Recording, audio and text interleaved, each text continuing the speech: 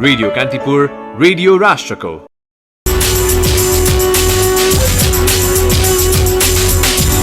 के तपाईहरुलाई कुनै किसिमको समस्या परेको छ? समस्या समाधान कसरी गर्ने भनेर अन्योलमा हुनुहुन्छ भने कानुन तपाईको बलियो आधार हो। कानुनी समाधानको प्रक्रिया बारे कानुन व्यवसायी मार्फत हामी यहाँलाई सल्लाह प्रदान गर्नेछौँ।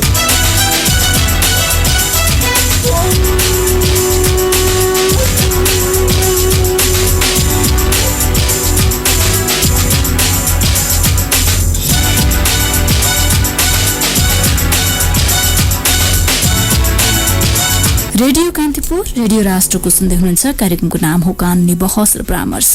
हरेक मंगलबार बिहान 7:30 देखि 8 बजेसम्म यहाँहरूले यो कार्यक्रम सुन्दै आइरहनु भएको छ।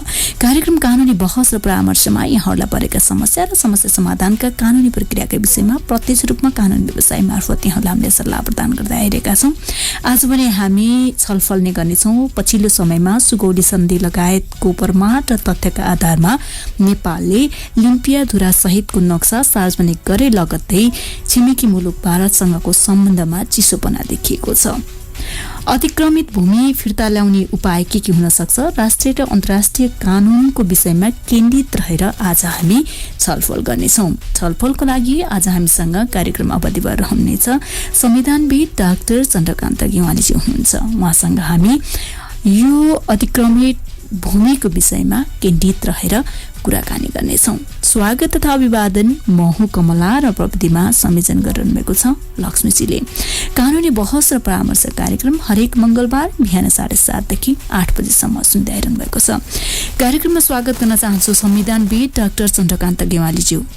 धन्यवाद। हजुर, यो नेपालको नक्सालाई चाहिँ भारतले औपचारिक रूपमै अस्वीकार गर्ने भनेको छ हैन? अब यो यस्तो अवस्थामा चाहिँ आफ्नो भूमि प्राप्त गर्ने उपाय के हुन सक्छ?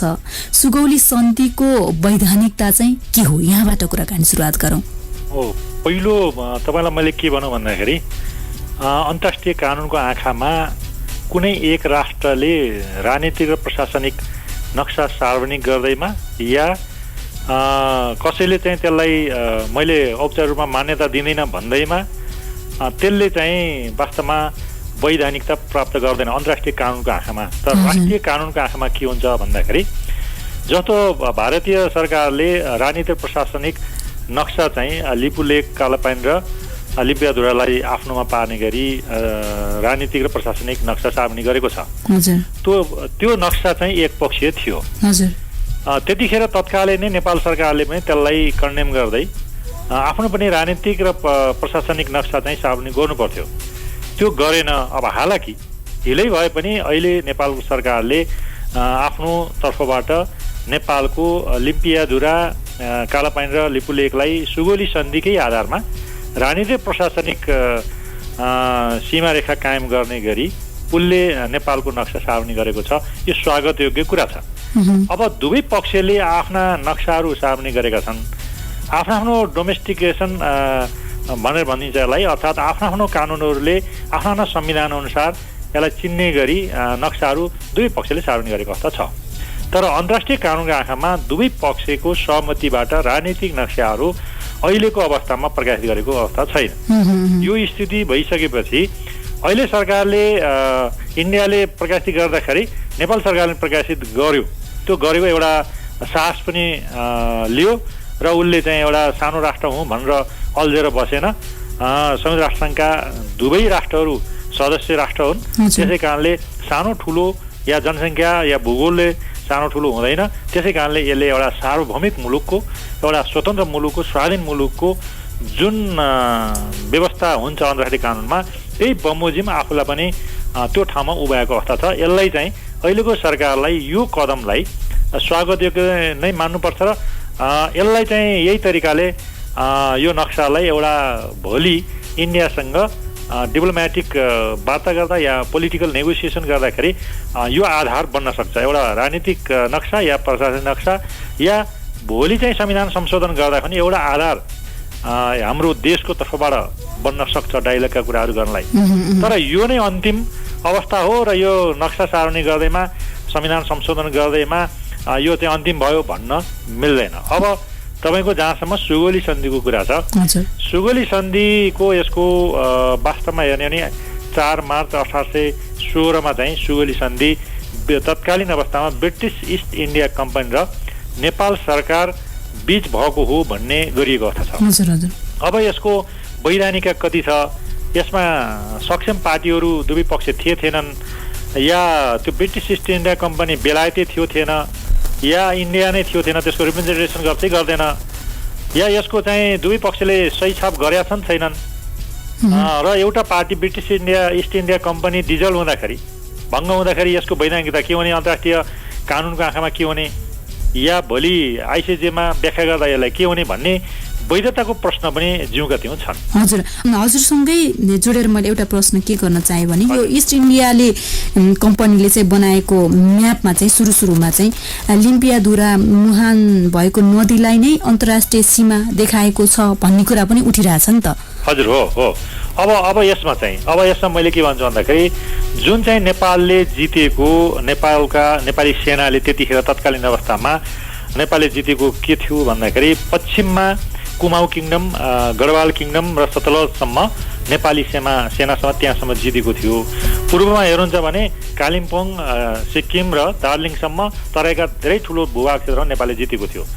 तर अन्तिममा आएर गजराज मिश्र र एकजना उपाध्याय हुनुहुन्छ, उहाँको एउटा नेपालका राजाले प्रतिनिधि पठाएर काठमाडौँमा ब्रिटिस इस्ट इन्डियाले हान्ने भयो भनेपछि अनि हतारमा त्यो चाहिँ सन्धि गरेको अवस्था देखिन्छ। तर त्यो सन्धिको वैधानिकता अहिले नै मैले कुरा उठाइसकेको छु। नेपालका राजाले सही गरेको प्रति अहिलेसम्म भेटिँदैन र नेपालले चाहिँ अनुमोदन गरेको भेटिँदैन। हालाकि ब्रिटिस इस्ट इन्डिया कम्पनीले अनुमोदन गरेको अवस्था थियो, तैपनि त्यो सन्धि भयो।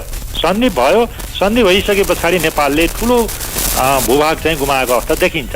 यसको सीमाविदहरूको अनुसार यसको हेर्दाखेरि 60,000 भूभाग चाहिँ यसले गुमाएको अवस्था देखिन्छ, जहाँ चाहिँ कुमाऊ किङडम, गढवाल किङडम, सतलज यो गुमाउँदै सीमा कहाँ कायम भयो भन्दाखेरि सुगौली सन्धिको धारा 5 काली नदीभन्दा पश्चिमका भूभागहरू गुमाएको अवस्था देखिन्छ। काली नदीभन्दा पश्चिम भनेपछि कुमाऊ, गढवाल र सतलज हो भनेपछि धारा 5ले अब काली नदीभन्दा पश्चिम भनेपछि काली नदी र काली नदीका पूर्वका भूभागहरू नेपालकै हो भन्ने कुरा, यो सन्धिको वैधानिकताको कुरा उठाउने भने यहाँबाट सुरु हुन्छ। धारा 5 नै हेर्नुपर्ने हुन्छ। अब वैधानिकताको प्रश्न छैन भने इन्डियाले, भारत पक्षले भन्छ भने त फेरि हामी ग्रेटर नेपालको पनि कुरा गर्नुपर्ने हुन्छ। यो एकातर्फ छ, यो अहिले कुराको विषय होइन। अहिले विषय भनेको सुगौली सन्धिले हाम्रो सीमाङ्कन कति गर्यो भन्दाखेरि कालीभन्दा पश्चिमका भूभाग गुमायो, पूर्वमा चाहिँ सिक्किम र दार्जिलिङ, त्यसपछि यो कालिम्पोङ, तराईका केही भूभागहरू गुमाएको अवस्था देखिन्छ। यो सन्धिको पहिलो पाटो हो। दोस्रो सन्धि फेरि भएको अवस्था देखिन्छ 1819 मा, पूरक सन्धि भनिन्छ है। यो पूरक सन्धिले फेरि राप्तीदेखि कोशीसम्मका जति पनि मेचीसम्मका जति भूभाग तराईका गुमाएको थियो त्यो केही भूभागहरू फिर्ता भएको अवस्था देखिन्छ फेरि। यो कुरालाई पनि हामीले हेर्नुपर्ने हुन्छ, यसलाई चाहिँ अध्ययन नगरिकन अगाडि बढ्न सकिन्न। 1827 मा तपाईँले भनेको जस्तो दुईटै नेपाल र इन्डिया जुन त्यतिखेर ब्रिटिस इस्ट इन्डिया अर्थात् बेलायती भन्नुहोस् र नेपालको तर्फबाट एउटा संयुक्त नक्सा पनि प्रकाशित भएको छ। त्यो चाहिँ त्यसलाई पनि हामीले लिम्पियाधुरासम्म, कालापानी, लिपुलेक पनि त्यो नक्सामा देखिन्छ। 1856 पनि त्यही किसिमको नक्साहरू आएको छ र 1860 मा गइसकेपछि नेपालले गुमाएको जुन चाहिँ लखनऊको पुलिस लुटतन्त्रलाई चाहिँ लुटकाण्डलाई चाहिँ निस्तेज पार्नलाई जङ्गबहादुरले जुन 14,000 सेना लगे र त्यसलाई निस्तेज बनाए। त्यसपछि ब्रिटिस इस्ट इन्डियाले खुसी भएर ल तिमीले गुमाएका कति लिन सक्छौ, तर के चाहन्छौ भन्दाखेरि मैले गुमाएको भूमिहरू फिर्ता लिन चाहन्छु भनिसकेपछि सबै कुराहरू उनले भनेका रहेछन् डकुमेन्टलाई हेर्दाखेरि। तर चाहिँ के हो भन्दाखेरि जम्मा 4वटा जिल्ला अहिले नयाँ मुलुक भनिन्छ त्यो मात्रै फिर्ता भएको अवस्था देखिन्छ। त्यसपछि अर्को कुरा चाहिँ 1875 मा पनि अर्को सन्धि भएको अवस्था देखिन्छ, जहाँ चाहिँ दाङका केही भूभागहरू गुमेका थिए ती पनि फिर्ता भएको अवस्था देखिन्छ भनेपछि यसरी। र त्यसपछि चाइनासँग पनि लडाइँ भयो, त्यसले पनि केही गुमाएर अन्तिममा चाहिँ आएको कति भन्दाखेरि 1,47,181 वर्ग स्क्वायर किलोमिटर चाहिँ नेपालको सीमाङ्कन भइसकेको अवस्था छ। त्यस कारणले अन्तर्राष्ट्रिय कानुनमा एउटा सीमाङ्कनको कुरा आउँछ, एउटा सीमाङ्कनलाई व्यवस्थापनको कुरा आउँछ। दुईटा कुराबाट राज्यको अस्तित्व कायम हुन्छ, राज्यको सीमाङ्कन कायम हुन्छ, सीमा कायम हुन्छ। भनेपछि अहिले सीमाङ्कनमा चाहिँ हाम्रा सन्धि छन्, हाम्रा नक्साहरू छन्, हाम्रा 4वटा सन्धि र नक्साहरू चाहिँ प्रशस्त छन्। ती चाहिँ सीमाङ्कन भइसकेका हुन् र 98% चाहिँ कालापानीको केही भूभाग र सुस्ताको केही भूभाग बाहेक इन्डियन सरकारले गठन गरेको र नेपाल सरकारले गठन गरेको संयुक्त टोलीले 1980 मा 98% चाहिँ सीमाङ्कन गरिसकेको अवस्था छ। हालाकि त्यो प्रकाशित भएको छैन। अनि त्यो स्थितिले एउटा कालापानीको केही भूभाग र सुस्ताको सम्म मात्रै इन्डियाले चाहिँ अतिक्रमित गरेको कारणले मात्रै त्यसलाई चाहिँ कुन ठाउँबाट कहाँ अधिकरण गरौँ भन्ने सम्बन्धको प्रश्न मात्रै थियो। तर सीमाङ्कनको समस्या हाम्रो नेपालको अवस्था होइन। अरू देशमा सीमाङ्कनको समस्या हुन्छ, नेपालमा होइन। के को समस्या भन्दा सीमाङ्कन त भयो तर पब्लिस भएन। तर सीमाङ्कन पछाडि चाहिँ जबरजस्त रूपमा भारतीय सरकारबाट त्यसलाई अतिक्रमित भएको अवस्था हो। अतिक्रमित भनेको खिचोला हो, जग्गाको खिचोला मात्रै हो। खिचोला पनि जुन चाहिँ तपाईँलाई भनौँ 1962 सालमा विक्रम सम्वत 1962 सालमा राजा महेन्द्रलाई नेहरूले चाहिँ पत्र पठाएर कालापानीमा सेक्युरिटीको थ्रेट भएको कारणले त्यहाँ चाहिँ भारतीय सेना राख्ने भन्ने चाहिँ अनुरोधपछि उनले राखेको भन्ने पनि धेरै डकुमेन्टहरू बोल्छ। त्यो स्थितिले मात्रै उसले ती चाहिँ कालापानीदेखि लिपुलेकहरू अब बाटो पनि बनायो भन्नुहोस्, अब नक्सा पनि अहिले चाहिँ जारी गर्नलाई उसले चाहिँ त्यो महत्त्वाकांक्षा बोध्दै गयो। तर उसको चाहिँ कुनै पनि डकुमेन्टहरू, कुनै पनि सन्धिहरू, कुनै पनि नक्साहरूले लिम्पियाधुरा कालीपछि, कालीभन्दा पश्चिम भनेपछि काली चाहिँ नदी थियो, नेचुरल थियो, त्यो जलाधार थियो।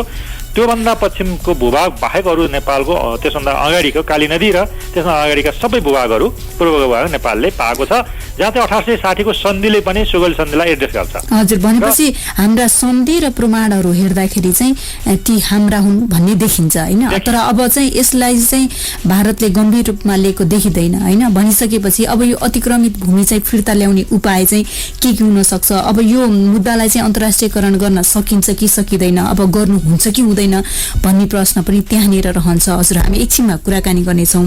अहिले पनि बेला भएको छ छोटो कमर्सियल ब्रेकको। हामी यो अतिक्रमित भूमि फिर्ता ल्याउने उपाय, कानुनी उपायहरू के छन् भन्ने विषयमा केन्द्रित रहेर संविधानविद डाक्टर चन्द्रकान्त गेवालीज्यूसँग कुराकानी गरिरहेका छौँ। अहिले पनि छोटो कमर्सियल ब्रेक। कमर्सियल ब्रेकपछि पुनः हामी आउनेछौँ।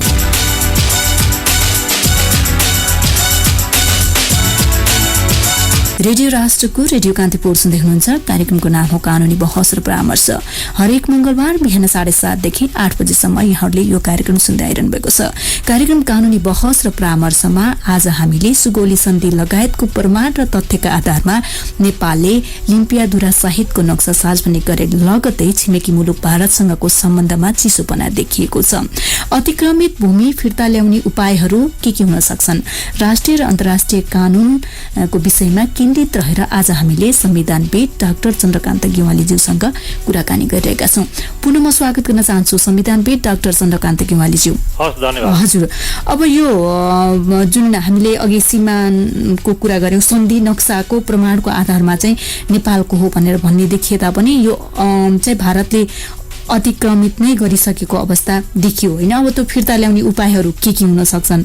अब यसलाई भारतले खासै गम्भीर रूपमा हेरेको भने देखिँदैन होइन। अब यो मुद्दालाई चाहिँ अन्तर्राष्ट्रियकरण गर्न सकिन्छ कि सकिँदैन र गर्नु चाहिँ मनासिब हुन्छ कि हुँदैन, के भन्नुहुन्छ? अब पहिलो चाहिँ नेपाल सरकारले अहिले राजनीतिक र प्रशासनिक नक्साहरू सार्ने गरेको छ, यो एउटा आधार हो। अर्को यसैको आधारमा नेपालको संविधानको धारा 9 को उपधारा 2 को अनुसूची 3 मा जुन चाहिँ निशाना छाप छ, निशाना छापमा पनि यो सुगौली सन्धिलाई कुनै पनि आधार नबनाइकन जुन नेपाल नक्सा निशाना छापमा राखियो, त्यो एउटा ठुलो भुल पनि थियो, ठुलो गल्ती पनि थियो। त्यतिखेर संविधान बनाउँदाखेरि हतारमा संविधान बनाउन खोजियो र नक्साको कुरा गर्ने भन्दा संविधानै बन्दैन भन्ने पनि केही शीर्ष नेताको आवाज पनि आयो र केही नेतृत्व पनि वर्गबाट आएपछि यो चाहिँ त्यत्तिकै थाती रह्यो र आखिर पुरानै नक्सालाई त्यहाँ राखेको अवस्था देखिन्थ्यो।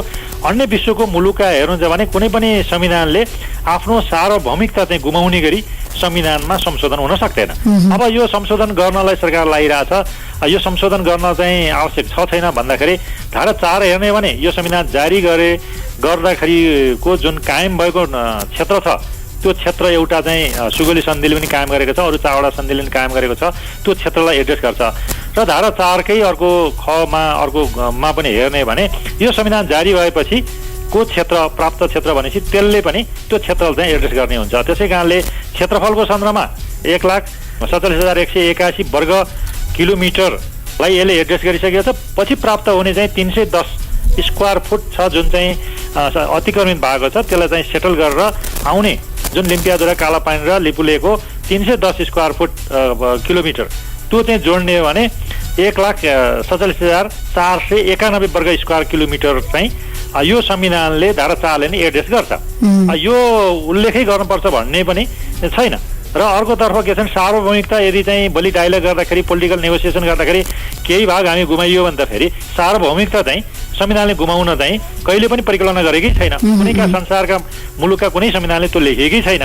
त्यस कारणले गर्दाखेरि अहिले चाहिँ निशाना छापमा अब संशोधन गरेर सरकारले संशोधन गर्छ, त्यसलाई आपत्ति छैन। त्यो एउटा आधार होला, डायलग होला, त्यो अन्तिम त होइन। त्यस कारणले त्यो संविधान संशोधन नगर्दा पनि यसले संविधानले एड्रेस गरेको छ। भोलि चाहिँ सार्वभौमिकता गुमाउन भएन, फेरि संशोधन गरेर सार्वभौमिकता गुमाउनेहरू पछि हट्न भएन। त्यसलाई अडिक साथ चाहिँ राज्य लाग्नुपर्छ। त्यो स्थिति एकातर्फ छ। अब यही आधारमा इन्डियाले जुन अतिक्रमित गरेको छ, सीमाङ्कनको समस्या होइन, हाम्रो क्षेत्र भन्ने समस्या होइन। हाम्रो परमाणु प्रशासन तिरका रसिदहरू पनि छन्, मान्छेका नागरिकता पनि छन्, यतै केही उतापट्टि गएका होलान्।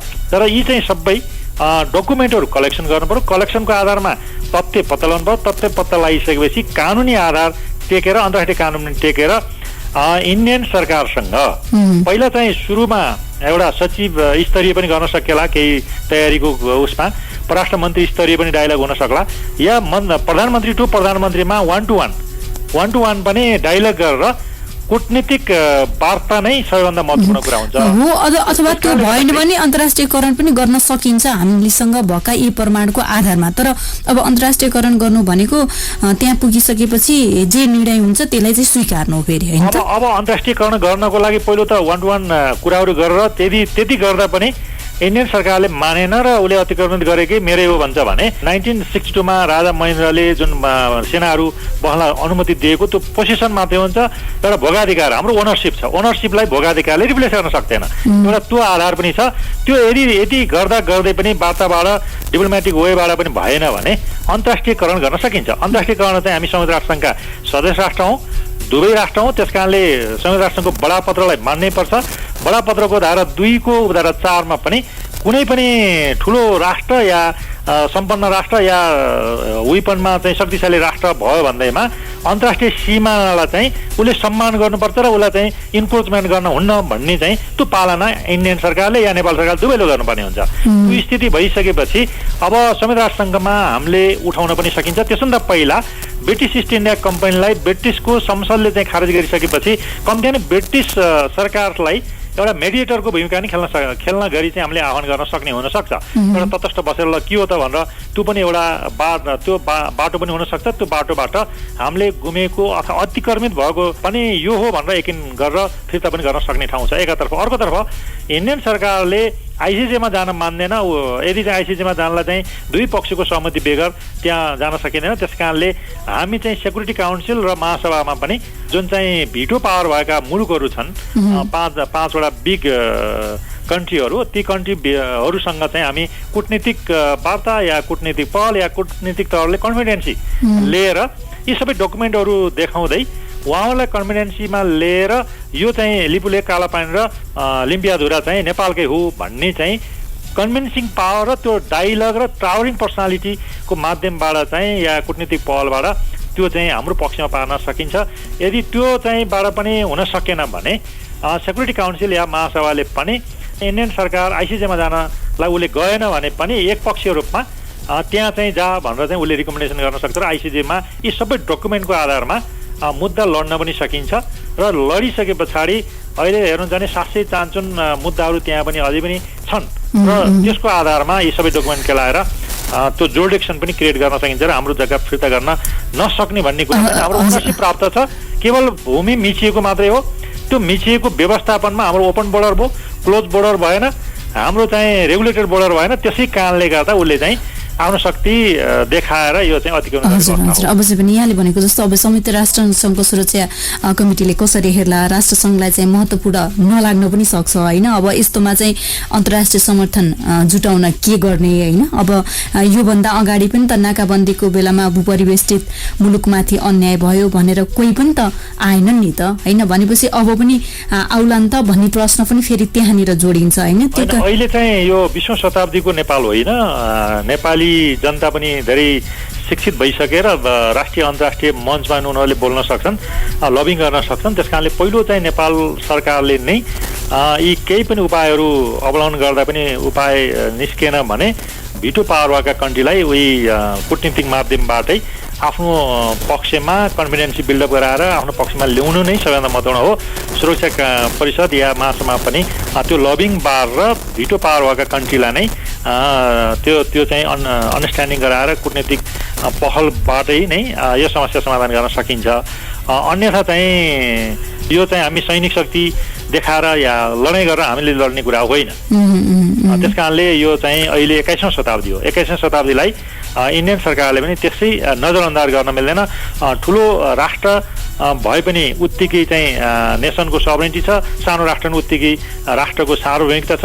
सार्वभौमिकताको सम्मान गर्नु सबै प्रत्येक संयुक्त राष्ट्रसङ्घका सदस्यका राष्ट्रको अहम दायित्व पनि हो, कर्तव्य पनि हो। हजुर अब पहिला चाहिँ हामी चाहिँ वार्ता गर्ने उपायहरू अपनाउनु पर्यो, त्यसपछि चाहिँ अब त्योलाई पनि उसले इन्कार गर्दै जान्छ भनेदेखि चाहिँ यो संयुक्त राष्ट्रसङ्घको ढोका गुहार्नु पर्यो होइन त। अब उपाय भनेको चाहिँ त्यही नै हो र यसलाई चाहिँ अन्तर्राष्ट्रिय अदालतसम्म लैजान सक्नु पर्यो। सकिन्छ, तर ती उपायहरू धेरै पछिका अन्तिम अस्त्र हुन्, त्यहाँसम्म पुग्नुपर्छ भन्ने मलाई लाग्दैन।